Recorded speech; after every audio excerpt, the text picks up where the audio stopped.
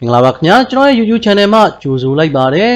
မိတ်ဆွေတို့ကိုဒီဗီဒီယိုဖိုင်လေးမှာဘုဒ္ဓဖြစ်မျှဝေပေးချင်တာကတော့ကားတာယာတွေရဲ့လေပေါင်ကိုဘယ်လောက်ထိုးရမလဲဒါနဲ့ပတ်သက်ပြီးတော့မိတ်ဆွေတို့ကိုဘုဒ္ဓဖြစ်မျှဝေပေးချင်တာပဲဖြစ်ပါတယ်တချို့ကတော့တာယာလေပေါင်တွေကိုချိန်ညှိတဲ့အခါမှာ30ပတ်လဲ35ပတ်လဲဆိုပြီးတော့ဆိုကြပါတယ်တကယ်တမ်းကတော့ကားစီးနဲ့စီးကလေပေါင်ကခွာခြားနေတာပဲဖြစ်ပါတယ်တာယာစိုက်တွေကလည်းမတူပါဘူးလေပေါင်ကလည်းခွာခြားမှာပဲဖြစ်ပါတယ်ချို့ရဲ့ကားဒီမှာဆိုရင်ရှေ့တာယာရဲ့လေပေါင်နဲ့နောက်တာယာရဲ့လေပေါင်ကလုံးဝမတူပါဘူးတာယာလေပေါင်မတူတာဖြစ်တဲ့အတွက်ကိုတချို့ကတော့35ပတ်လဲ30ပတ်လဲဆိုပြီးတော့ထိုးကြပါတယ်ဒါကတော့လုံးဝမှားယွင်းနေတဲ့အချက်ပဲဖြစ်ပါတယ်ဒါကြောင့်မို့မိတ်ဆွေတို့ကိုဒီဗီဒီယိုဖိုင်လေးမှာကတော့တာယာလေပေါင်ကိုဘယ်လောက်ထိုးရမလဲဒါနဲ့ပတ်သက်ပြီးတော့မိတ်ဆွေတို့ကိုဘုသူရဖြစ်မျှဝေပေးချင်တာပဲဖြစ်ပါတယ်ကားတာယာလေပေါင်တွေကတော့အရန်ကိုအရေးကြီးတာပဲဖြစ်ပါတယ်တချို့ရဲ့ကားတွေမှာဆိုရင်ကားတာယာလေပေါင်မညီတဲ့အခါမှာဒါမှမဟုတ်ရင်တာယာလေပေါင်တွေမှာပြည့်ချက်ရှိနေတဲ့အခါမှာ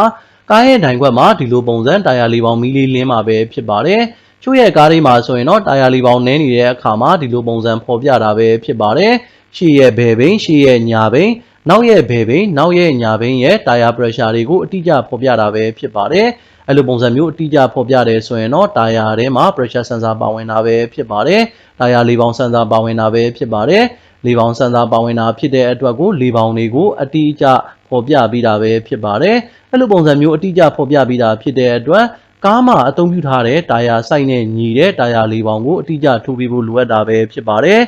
ဒါအပြင်တာယာလေပေါင်စင်ဆာပါဝင်တဲ့ကားတွေမှာဆိုရင်တော့စပီယာဘိန်းရဲ့လေပေါင်ကိုလည်းချိန်ကြည့်ပေးဖို့လိုအပ်တာပဲဖြစ်ပါတယ်စပီယာဘိန်းရဲ့လေပေါင်ကမညီတဲ့အခါမှာလည်းကားရဲ့တိုင်ခွက်မှာလေပေါင်မီးကိုလင်းစေနိုင်တာပဲဖြစ်ပါတယ်ဒါကလည်းလေပေါင်မီးလင်းနေတဲ့အနေအထားပဲဖြစ်ပါတယ်ကားရဲ့တိုင်ခွက်မှာဒီလိုပုံစံမျိုးလေပေါင်မီးလင်းနေတယ်ဆိုလို့ရှိရင်တော့လေပေါင်မှာကတော့ပြည့်ချက်ရှိနေပါပြီတာယာရဲ့လေပေါင်တစ်ခုခုမှာကလေပေါင်ပဲနည်းနေရလားဒါမှမဟုတ်ရင်လေပေါင်များနေတယ်ဆိုလို့ရှိရင်လည်းဒီလိုပုံစံလေပေါင်မီးကလင်းနေမှာပဲဖြစ်ပါတယ်ဒါကတော့တာယာရဲ့လေပေါင်ကိုဖက်ရှုတဲ့နေရာပဲဖြစ်ပါတယ်ကားရဲ့ driver side မှာဆိုရင်ကားတကားကိုဖွင့်လိုက်တဲ့အခါမှာကားတကားရဲ့ဘောင်မှာဆိုရင်ဒီလိုပုံစံမျိုးပေါ်ပြထားတာပဲဖြစ်ပါတယ်ဒါကတော့တာယာ side ပဲဖြစ်ပါတယ်တာယာ side မှာဆိုရင်တော့235မြင်းဆောင်55R19ပဲဖြစ်ပါတယ်ဒီတာယာအမျိုးအစားကိုသုံးထားတာပဲဖြစ်ပါတယ်ဒီတာယာ side ကိုသုံးထားတာဖြစ်ပါတယ်ရှေ့တာယာကလည်းဒီတာယာ side အမျိုးအစားပါပဲနောက်တာယာကလည်းဒီတာယာ side အမျိုးအစားပါပဲဒါပေမဲ့ spare တာယာကတော့ဒီ165မြင်းဆောင် 90R19ဆိုတဲ့တာယာပဲဖြစ်ပါတယ်စပယ်ယာတာယာနဲ့ရိုးရိုးတာယာအသုံးပြုတဲ့တာယာတွေကတော့မတူပါဘူးလေပေါင်လဲကွာခြားပါတယ်ရှေ့အတွက်ကိုတော့230 kPa ထိုးရမှာပဲဖြစ်ပါတယ် PSI နဲ့ဆိုရင်တော့33 PSI ပဲဖြစ်ပါတယ်နောက်အတွက်ဆိုလို့ရှိရင်လည်း230 kPa 33 PSI ပဲဖြစ်ပါတယ်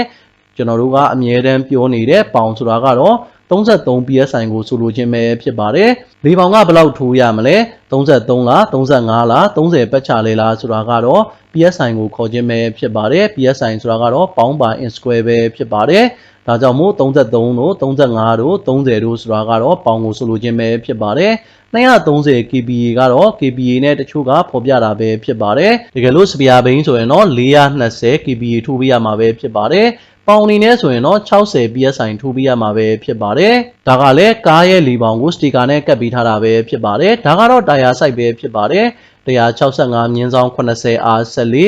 81S ပဲဖြစ်ပါတယ်ဒါကြောင့်မို့ range site က14ပဲဖြစ်ပါတယ်ဒါကတော့တာယာ site ပဲဖြစ်ပါတယ်လေပေါင်အနေနဲ့ဆိုရင်တော့၄ဘိန်းလုံးက220 kPa 2.2 bar ပဲဖြစ်ပါတယ်ဒါကတော့သူ့ရဲ့ unit ပဲဖြစ်ပါတယ်220 kPa 2.2 kg/cm² ဆိုတာကတော့ဘားကိုဆိုလိုခြင်းပဲဖြစ်ပါတယ်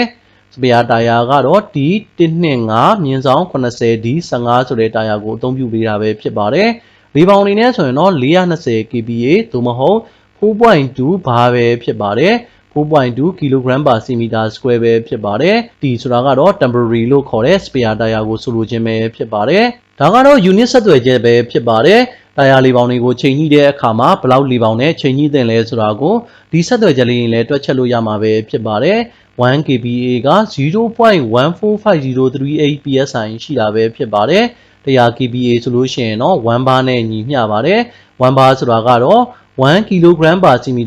ပဲဖြစ်ပါတယ်။100 kPa ဆိုတာက14.538 PSI ရှိတာပဲဖြစ်ပါတယ် ဒါကြောင့်မို့1ဘားမှာဆိုရင်တော့အကြမ်းမြင့်အနေနဲ့ 14.5 psi ရှိတာပဲဖြစ်ပါတယ်14.5 ပေါင်ရှိတာပဲဖြစ်ပါတယ်တကယ်လို့200 kPa ဆိုလို့ရှိရင်တော့ 29.339 psi ဖြစ်ပါတယ်220 kPa ဆိုရင်တော့ 31.938 psi ဖြစ်ပါတယ်ဒါကြောင့်မို့ဘားအနေနဲ့ဆိုရင်တော့ 2.2 ဘားပဲဖြစ်ပါတယ်2.2 ဘားဆိုလို့ရှိရင်တော့အကြမ်းမြင့်အနေနဲ့32 psi 32 ပေါင်ပဲဖြစ်ပါတယ်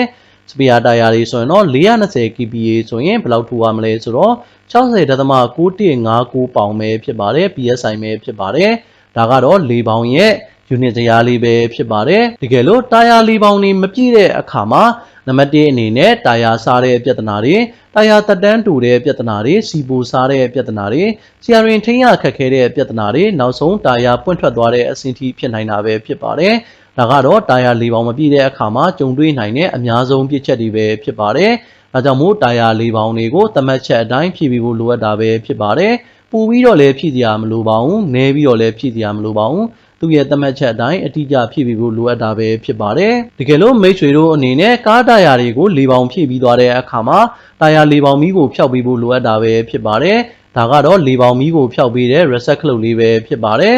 တာယာ၄ပေါင်ကိုဖြည့်ပြီးသွားတဲ့အခါမှာအဲ့ဒီ reset ခလုတ်လေးကိုဖိထားပေးရမှာပဲဖြစ်ပါတယ်ကားတော့ကိုဖွင့်ထားပြီးတော့ reset ခလုတ်လေးကိုဖိထားမယ်